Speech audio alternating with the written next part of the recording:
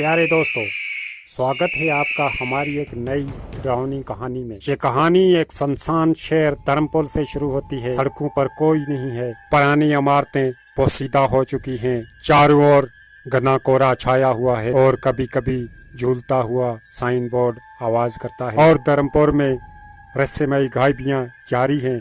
पास के शहर में 3 लोगों का एक ग्रुप, रवि जो एक पैरानॉर्मल एक्टिविस्ट है, और अंजलि जो एक इतिहासकार है, सच्चाई का पता लगाने के लिए उत्साहित है, और अर्जुन जो एक लोकल गाइड है और धर्मपुर के बारे में सब कुछ जानता है।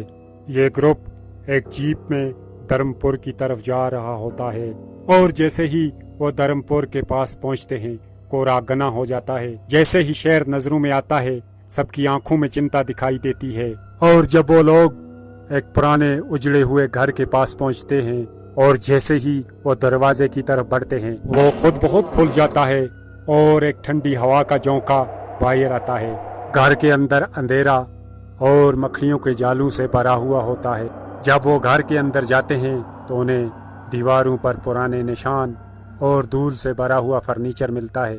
और जैसे ही वो आगे बढ़ते हैं तो अजीब सी आवाजें पूरे घर में गूंजने लगती हैं। उन लोगों को एहसास हो जाता है कि वो घर में अकेले नहीं हैं। अचानक घने अंधेरे में 2 आंखें जलती हुई दिखाई देती हैं। आस्ता आस्ता एक भयानक प्राणी जाहिर होता है, जिसके लंबे लंबे आंख, नोकीले पंजे और चमकती हुई लाल आंखें। और जब वो दरिंदा इनकी तरफ बढ़ता है तो ग्रुप में सब लोग मुश्किल से अपनी जान बचाकर बाहर भागते हैं और कोहरे से ढकी सड़क पर निकल आते हैं। वो तीनों धर्मपुर की सुनसान सड़क पर भागने लगते हैं। वो दरिंदा उनका पीछा करता है। वो लोग छुपने की जगह ढूंढने की कोशिश करते हैं। वो एक पुराने ढहते हुए भवन में घुसते हैं जो पुरानी कलाकृतियों और किताबों से भरा हुआ है। अंजलि किताबों की जांच करती है और उन्हें पता चलता है कि वो एक श्रापित प्राणी है जो काले जादू की शक्तियों से बना है। चैम्बर की दीवारों पर उस प्राणी की उपस्थिति के प्राचीन चित्र बने हुए थे।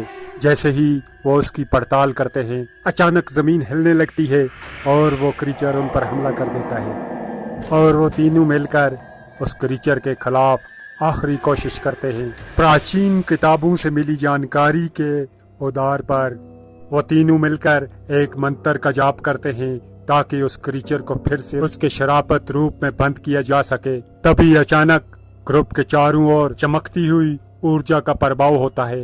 वो प्राणी जोरदार प्रतिरोध करता है, लेकिन अंत में वो पराजित हो जाता है और फिर से सील कर दिया जाता है। और अब वो तीनों शांत हो चुके धर्मपुर के बाहर सड़क पर खड़े हैं। कोहरा छट चुका है और सूरज उगने लगा है, जो एक नए दिन का संकेत है। वो तीनों एक दूसरे को राहत भरी नजरों से देखते हैं।